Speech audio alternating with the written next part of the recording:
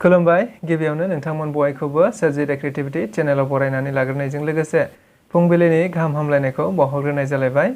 दिनै फुंबिलिनि माखासे गोनांथार खौरांफोरखौ नोंथांमोननि सिगाङाव फोरमायथिना होनो आवगायनाय जालायबाय।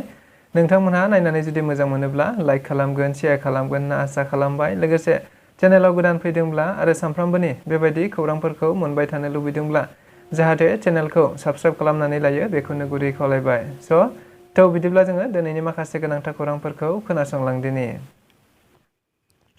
क'क्राझार जिल्ला BPFनि बानजायनायाव दिनैहाय 3 फेब्रुआरि खालि गासै क'क्राझार जिल्लायाव थानाय गुबुन गुबुन सेल, गुबुन गुबुन थाखोनि दैदेनगिरि आरो बिबानगिरिफोरखौ लानानै क'क्राझारावनो मोनसे सुबुंगौमा फालिनाय जागोन, जेराव फैबाय थानाय 2024 मायथाइयाव जानो गोनां MP बिसायख'थिखौ नोजोर बोनानै आरो बे MP बिसायख'थियाव BPF दोलोनिफ्राय देरहानांगौखौ थांखिनानैनो बिथांमोनहा मोनसे आर'ज गाबनाय हाबाफारि लादों होननानै मैया MCLA देरहासात बसुमतारिया खौरां बिजोंनि गेजेरजों फोरमायथिना होदों।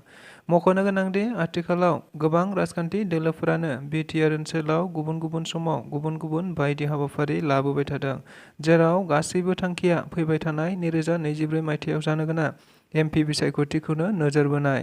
नंगौ, बेखौ नोजोर बोनानैनो गुबुन गुबुन राजखान्थि दोलोफोरा गावबागाव राजखान्थि दोलोफोरनि हाबाफारि खुंनायनि गेजेरजों गोबांथार मेल मिटिं, गावसिनि हान्जाफोरखौ सांग्रांथि खालामनाय, जौगालु हाबानि सायाव सावरायनाय, लोगोसे जयनिं हाबाफारिफोरखौबो गुबुन गुबुन समाव बेबायदिनो लाबोबाय थानायखौ नुनो मोनबाय थानाय जादों। नंगौ, थारैनो बेयो मोनसे आलादा हाबाफारि। नंगौ, थारैनो बेयो BPFनि मोनसे गोदान हाबाफारि, जेराव बिथांमोनहा दिनै क'क्राझार जिल्लानि दैदेननायाव गासै बुथ कमिटि, लोगोसे ब्लक कमिटि, जिल्ला कमिटि आरो बेजों लोगोसेबो गुबुन गुबुन धोरोमारि कमिटि आरो बेनि अनगायैबो गुबुन गुबुन हारि माहारिनि सेलफोर गासै क'क्राझाराव थानाय मोनफ्रोमबो आफादफोरखौ लानानैनो बिथांमोनहा गावबागाव धोरोमारि नेमखान्थिजों फैबाय थानाय 2024 मायथाइयाव जानो गोनां MP बिसायख'थियाव थारैनो BPF राजखान्थि दोलोनिफ्राय जेरैखिजाया देरहाथारनांगौखौ नोजोर बोनानै बे आर'ज गाबनाय हाबाफारिफोरखौ लागोन होननानै मिथिनो मोननाय जादों। लोगोसे बिथाङा खौरांगिरिफोरनि गेजेराव बुंथिनानै होनाय बायदिब्ला थारैनो बे हाबाफारियाव BPFनि गाहाय हाग्रामा महिलारि बिथाङाबो बाहागो लागोन आरो बेनि अनगायैबो हाग्रामा महिलारिया गासैबो दैदेनगिरिफोरनि थाखाय मोनफा मोनफा दायित्व एबा खामानि मावनो माबोरै मावनांगौ बेनि सायाव गोबांथारै गुवारै सावरायलायनाय जागोन होननानैबो बिथांमोनहा फोरमायथिनानै होनायखौ नुनो मोनबावनाय जादों।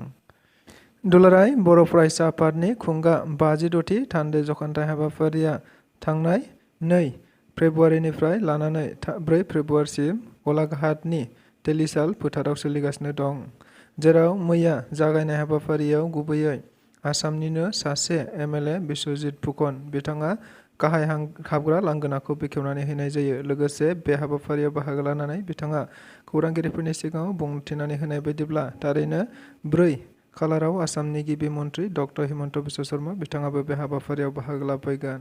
लोगोसे BTRनि गाहाय मावफुं सोद्रोमा प्रमद बर'आबो बाहागो लाहैगोन होननानैबो मिथिनो मोननाय जादों। मख'नो गोनांदि दुलाराय बर' फरायसा आफादा गुबुन गुबुन समाव गुबुन गुबुन बोसोरनि बायदिनो देग्लाय 56थि बोसोरारि जथुम्मा एबा थान्दै जखनथाइखौ दुलाराय बर' हारिमु आफादजों खौसेयैनो गलाघाट जिल्लानि सिङाव थानाय तालिसा फोथाराव खुंफुंनाय जादों होनना मिथिनो मोननाय जादों, जेराव मैया 2 फेब्रुआरिनिफ्राय लानानै 4 फेब्रुआरिसिम बे हाबाफारिखौ खुंफुंबाय थागोन। मिथिनो मोननाय बायदिब्ला मैया गिबि जागायनाय हाबाफारियाव गुबैयै गुबुन गुबुन थावनि जेरै गाहाय हाबग्रा लांगोना आरो गाहाय सायनासालि, लोगोसे बेबायदिनो थान्दै जखनथाइनि थान्दै हल गुबुन गुबुन थावनिफोरखौ बेखेवनानै होनाय जायो होननानैबो मिथिनो मोननाय जादों।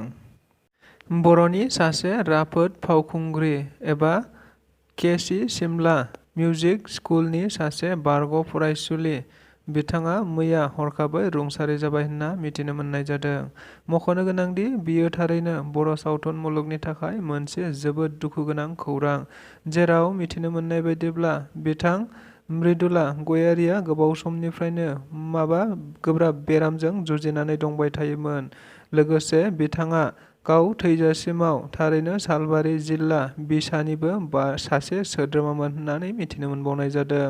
लोगोसे बिथाङा सिनायमोनै बेरामजों जुजिबाय थानानै मैया हरखाबै गावनि जोबथा हांखौ बोनाय जायो होननानै मिथिनो मोननाय जादों। लोगोसे बेखौ नोजोर बोनानैनो गुबुन गुबुन सावथुन मुलुगनि सोद्रोमाजों लोगोसे गासै बर' हारिनि थाखाय मोनसे जोबोद दुखुनि बाथ्रा जानानै थादों होननानैबो खौरां बिजोंफोरनि गेजेरजों जोबोद गोसारलांबाय थानायखौ नुनो मोननाय जादों।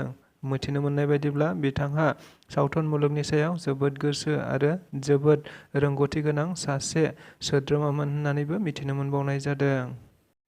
दुलाराय बर' फरायसा आफादनि खुंगा 56थि थान्दै जखनथाइया आथिखालाव मैया 2 फेब्रुवारिनिफ्राय लानानै 4 फेब्रुवारिसिमहालागै गलाघाट जिल्लानि सिङाव थानाय तेलिसालाव खुंनायखौ नुनो मोननाय जादों।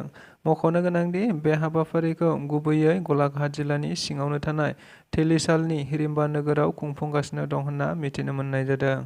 लोगोसे मिथिबावनाय बायदिब्ला थारैनो मैया 2 फेब्रुवारिखालि जागायनाय हाबाफारियाव गुबैयै गुबुन गुबुन न'मा न' जेरै थान्दै जखनथाइ, मावबादा, जिरायसालि बेखेवनाय, दिन्थिफुंसालि बेखेवनाय आरो हाबग्रा लांगोना बेखेवनाय गुबैयै मैयानि दिनाव थारैनो गुबुन गुबुन न'मा न'फोर आरो थावनिफोरखौ बेखेवनाय जायो होनना मिथिनो मोननाय जादों। लोगोसे मैयानि बे हाबाफारियावनो जायगानिनो MLA बिस्वजित बिथाङाबो बाहागो लाफैदों होनना मिथिनो मोननाय जादों। जायखौ नोजोर बोनानैनो दुलाराय बर' फरायसा आफादनि मानगोनां गाहाय नेहाथारि खनीन्द्र बसुमतारिया मैया मोनसे खौरांगिरिफोरनि गेजेरजों बुंथिनानै होनाय जादोंदि थारैनो बे हाबाफारिया जारिमिनारि जानो थांगासिनो दङ, जेराव गासै 4,000निबो बांसिन थान्दैफोरा खेबसेयैनो जखनथाइ खालामगोन। लोगोसे बे हाबाफारिनि गेजेरजों गोबां बर' हारिनि मावनो गोनां हाबाफारिफोरखौ थांखि दिखांनानै लानाय जागोन होननानैबो बिथाङा बुंथिनानै होनायखौबो मिथिनो मोनबावनाय जादों। आसामनि गिबि मन्थ्रि डक्टर हिमन्त बिश्व शर्माया मैया काजिरङायाव दावबायहैनायाव काजिरङायाव थानाय मोनसे माद्रासा फरायसालिनि फरायसाफोरजों लोगो हमलायनानै गोबांथार बाथ्रा सावरायनायखौ नुनो मोननाय जादों। लोगोसे बिथाङा गथ'फोरजों लोगो हमलायनाय समाव गोबांथार फरायसालिनि थासारि आरो फरायसालिनि गासैबो साबजेक्ट आरो गासैबो बिथिंनि सायाव गुवारै गथ'फोरजों सावरायलायनाय नुनो मोननाय जायो। जायखौ नोजोर बोनानै गथ'फोरा एबा फरायसाफोरा गिबि मन्थ्रि डक्टर हिमन्त बिश्व शर्माखौ गोबांथार बेंखननानै लायो आरो बिथांजों सावरायलायनायखौ नुनो मोननाय जायो। मख'नो गोनांदि बिथां गिबि मन्थ्रिया माद्रासानि फरायसुला फरायसुलिफोरखौ थारैनो गाव फैनाय हेलिकप्टारखौबो खाथियावनो नायनो थाखाय लिंनानै लाङो आरो हेलिकप्टारखौ खाथियाव थानानैनो नायहोनाय जायो होननानैबो मिथिनो मोननाय जादों।